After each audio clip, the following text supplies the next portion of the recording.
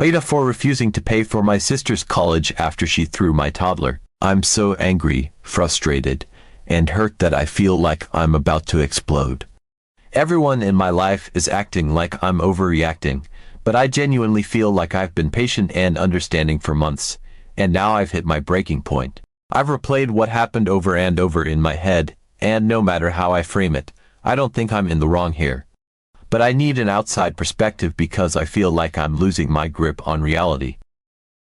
For some context, I'm 34 female, married, and have a 22-month-old son who's basically the light of my life. He's curious, energetic, and loves to explore, which is both adorable and exhausting. Like most toddlers, he's at the stage where he wants to be involved in everything I do, but he doesn't understand boundaries yet. If I'm cooking, he's clinging to my legs. If I'm cleaning, he wants to be picked up. It's sweet, but it can also be dangerous when I'm handling something hot or sharp. He's just being a toddler, but anyone who has kids knows how intense this stage can be. My younger sister, 19 female, has been living with us since the start of the semester. She's attending college nearby, and my husband and I offered to let her stay with us rent-free. We also agreed to cover her tuition, food, and pretty much all her living expenses. My parents aren't in a financial position to help her like this, and I know how much of a difference having that support made for me when I was in school. My husband and I are fortunate to be in a position where we can help, so we stepped up. The arrangement seemed to work for everyone. Now, I'll admit my sister is young, and like most 19-year-olds, she's a little self-centered at times. She spends a lot of time on her phone or hanging out with friends, but she's not a bad kid. She gets along well with my son, and they adore each other. Because of that, I've occasionally asked her to help me watch him. It's never for long, usually 15 to 20 minutes while I cook or clean, and at most an hour if I need to run a quick errand. I always ask her first, and if she says she's busy, I let it go. I've never forced her to babysit, and when she does help, I usually pay her $10.15, even though we're already covering everything else for her. She's never complained and has even said she doesn't mind watching him when I ask. There is, however, one rule I've been very firm about: no jewelry or accessories when you're around my son. He has a bad habit of pulling on necklaces, earrings, headbands, you name it. We're working on teaching him not to do that, but he's still too little to fully understand, and scolding him usually just makes him giggle. Until we can curb this behavior, I've made it clear that anyone watching him needs to avoid wearing anything he can grab. It's not a difficult rule, and my sister has always said she understands. 2 days ago, I had to run a quick errand. My son was napping at the time, and since I didn't want to leave him alone, I asked my 19-year-old sister if she could watch him for a little while. She's been around him plenty of times, so I thought she'd be fine for the short time I'd be gone. I explained that I wouldn't be longer than 20 minutes, and she agreed without hesitation. As I was getting ready to leave, I noticed she was wearing one of those thin plastic headbands with the little comb-like teeth inside. You know, the kind that can easily dig into your scalp if it's on too tight. I've always been very cautious about items like that around my son because of his sensory sensitivities and the way he sometimes reacts to certain textures or objects. Before heading out, I reminded her of the rule. If my son woke up, she needed to remove the headband immediately and put it somewhere out of reach. It wasn't a new rule. She'd heard it before and knew why it was important. But instead of taking it seriously, she rolled her eyes and muttered something like, "If he wakes up, I'll take it off." Her tone was dismissive, but I let it slide because I figured she understood the stakes. I trusted her to handle such a simple request after all. She's 19, not a child. I didn't want to micromanage or make a big deal out of it, especially since it was only supposed to be 20 minutes. With that, I left, confident she could handle the situation. When I got back right on time, I immediately sensed something was wrong. As I pulled into the driveway, I heard screaming from inside the house. At first, I thought my son might be having a tantrum, which happens occasionally, but then I realized it wasn't just him. I could hear my sister shouting too. Her voice was loud and panicked, cutting through the noise in a way that made my stomach drop. My heart started pounding as I rushed to the door, fumbling with the keys in my panic. I wasn't prepared for what I saw when I stepped inside. The scene was utter chaos. My sister was sitting on the couch, her face pale, clutching her ear as blood dripped down her neck and onto her shirt. She looked terrified and furious at the same time, tears streaming down her face as she yelled, "He hurt me! He hurt me!" over and over again. On the floor, my son was curled up, screaming and sobbing so hard that he could barely catch his breath. His cries were raw, the kind that come from a place of pure pain and fear. My gaze darted between them, trying to make sense of what had happened. Then, I noticed the blood on my son's head. His hair was matted, and there was a deep, ugly gash on his scalp that made my stomach twist. For a moment, I was paralyzed, caught between my instinct to check on him and the sheer shock of seeing so much blood. My sister's voice was a constant background noise, shouting about how he'd hurt her, but I couldn't focus on her words. All I could think about was my son, the panic in his eyes, and the way his tiny hands were gripping his head as he wailed. I dropped everything and ran to him, kneeling on the floor as I tried to calm him enough to check his injuries.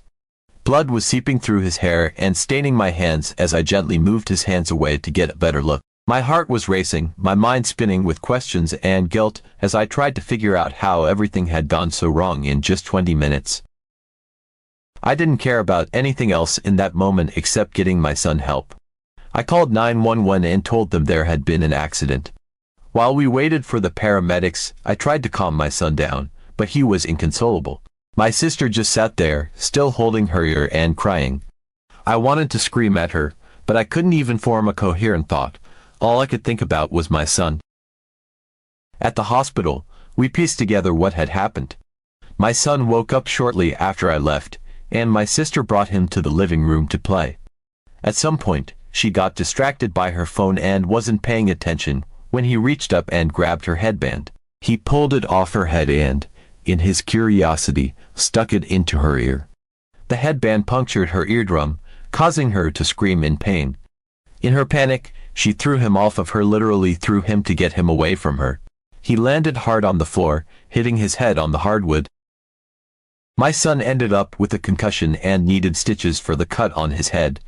My sister's eardrum was severely damaged, and the doctors said she might never regain full hearing in that ear.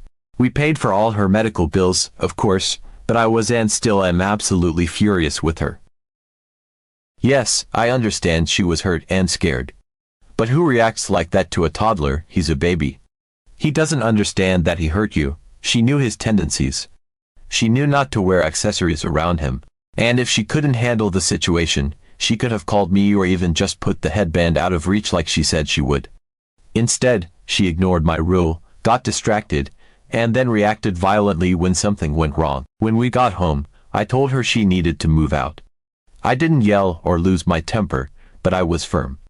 I also told her that after this semester, we would no longer be paying for her tuition or other expenses. My husband fully supports my decision. We've been bending over backward to help her, and the only thing I've ever asked in return was to occasionally help out with my son and keep him safe. She failed to do that in the worst way possible. Now, my family is acting like I'm the villain. My parents think I'm being too harsh and that I should forgive her because it was an accident. They've even said I shouldn't have trusted her with my son in the first place because he's not her responsibility. But if she didn't want to help, she could have just said no. She's an adult, she had a choice, and she agreed to watch him. I'm not expecting her to be a full-time nanny. I'm just asking for basic common sense. So, Reddit, am I the asshole for asking her to move out and cutting off her tuition? Everyone around me seems to think I'm overreacting, but I feel like I'm just holding her accountable for something that could have been avoided if she'd listened to me in the first place. Update 1. Now that I've had a bit of time to calm down and reflect, I want to clarify a few things that might help provide more context. I realize I was writing in the heat of the moment, and my emotions were clouding my ability to give a full picture of the situation. I still stand by my decision to ask my sister to move out, but I also want to address some of the comments and questions people have raised. First, about the financial arrangement. My husband and I were only planning to pay for the first 2 years of my sister's schooling. This was something my parents did for me when I was in college, and it was always intended to be a temporary form of support to help her get on her feet. Covering all 5 years of her schooling was never on the table. It simply wouldn't be feasible for us financially, and that was understood from the beginning. The idea was that after those 2 years, she would either take out loans, apply for scholarships, or work part-time to cover the rest. I know some people might find that arrangement unusual, but it's what worked for our family, and I wanted to help her get through those crucial early years without the added stress of juggling school and a job. Regarding food and rent, these were things that didn't really add much to our expenses.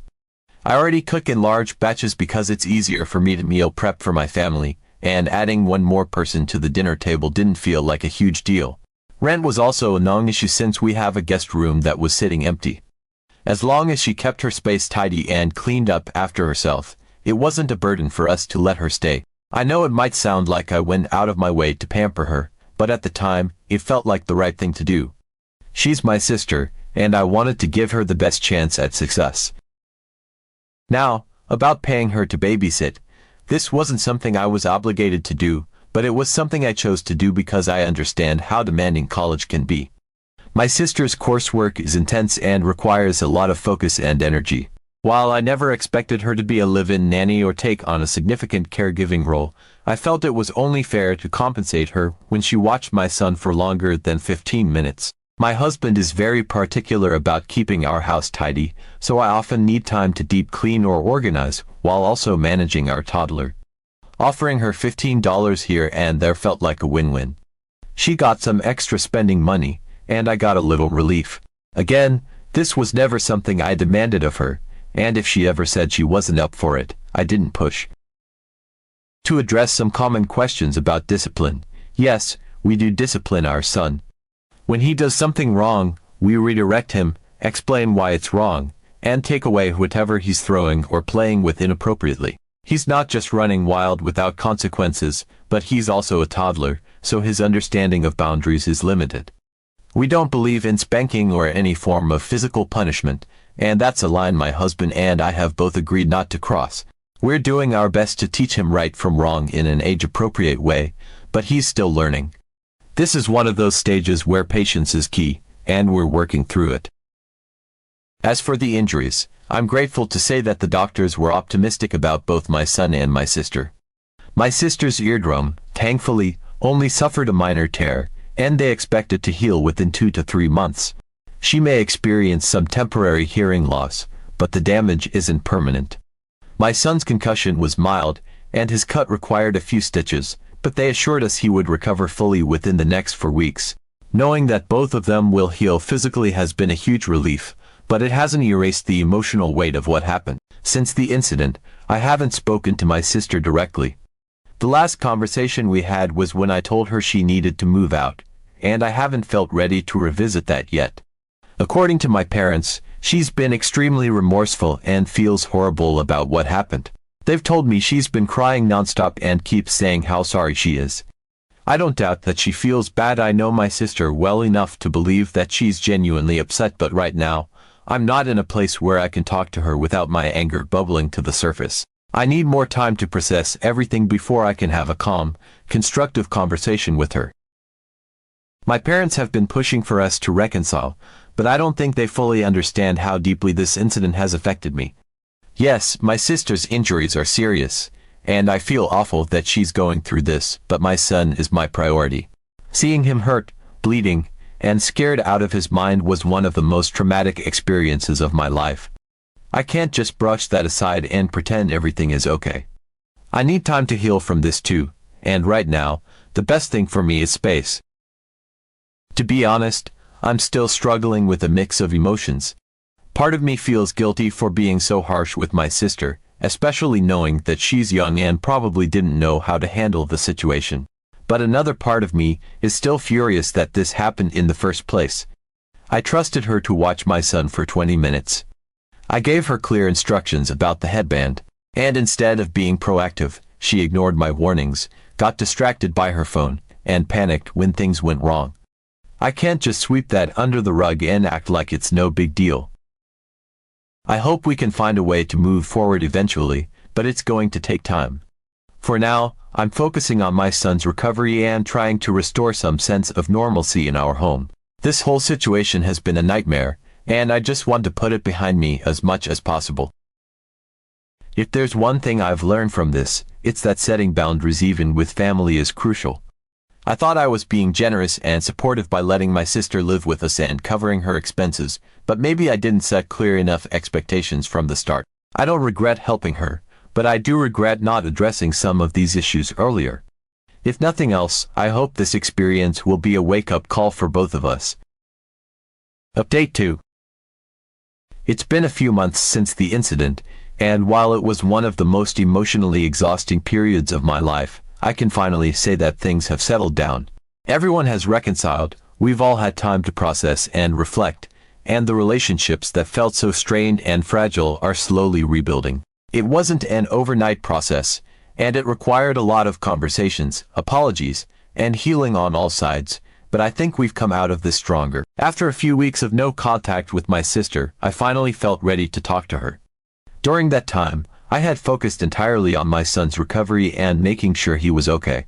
Thankfully, his stitches healed quickly, and by the time a month had passed, you wouldn't have known he'd been injured at all. He was back to his usual happy, curious self, running around the house and chattering away in his toddler babble. The doctors confirmed that his concussion was mild and that there wouldn't be any lasting effects, which was an enormous relief. Seeing him fully recovered allowed me to let go of some of the anger and fear I had been holding on to. My sister's recovery also went well. Her eardrum healed within the time frame the doctors predicted, and she regained full hearing in that ear. My parents kept me updated during the weeks we weren't speaking, and while I wasn't ready to talk to her at the time, I did appreciate knowing she was okay. They told me how remorseful she had been, how she cried every time she thought about what happened, and how much she wished she could take it back. I knew they were trying to mediate and pave the way for us to reconcile, but I wasn't ready yet. When I finally reached out to her, it wasn't an easy conversation. I was still hurt and still had a lot of unresolved feelings about what had happened, but I also knew I couldn't hold on to that anger forever.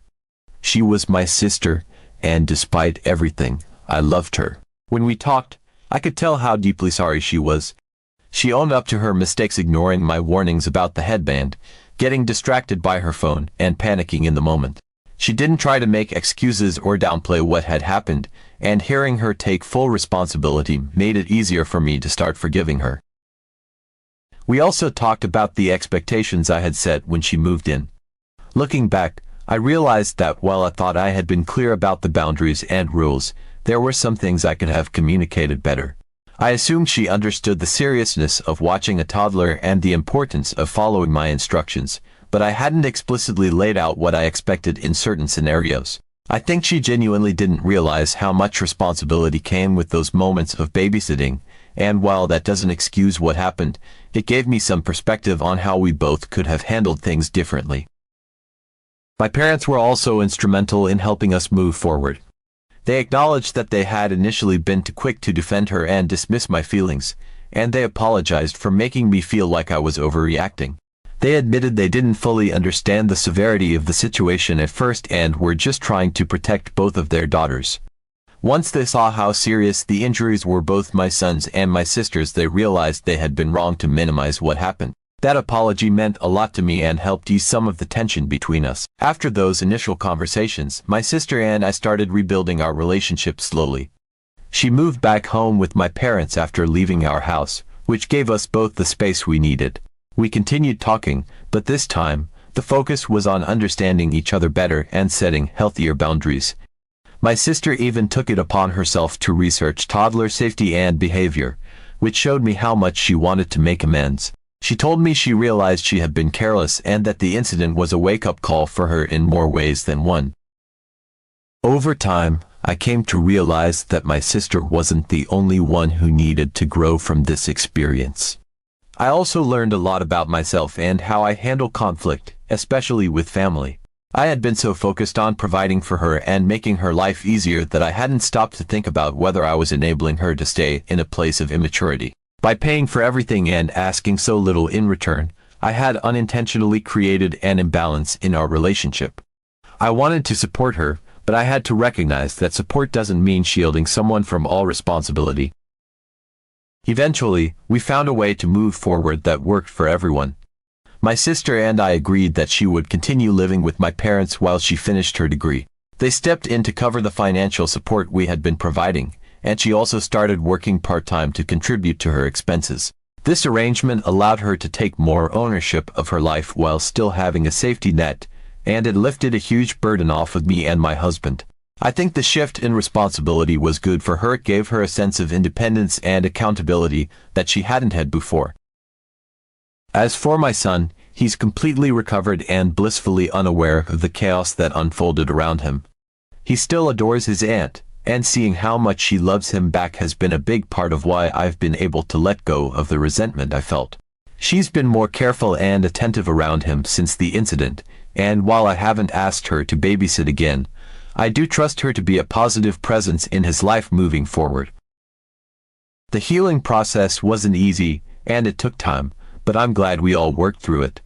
My relationship with my sister feels stronger now because we've had those hard conversations and come out the other side. My parents and I are also on better terms, and I think they've gained a new understanding of what it means to support both of their daughters without taking sides or diminishing anyone's feelings.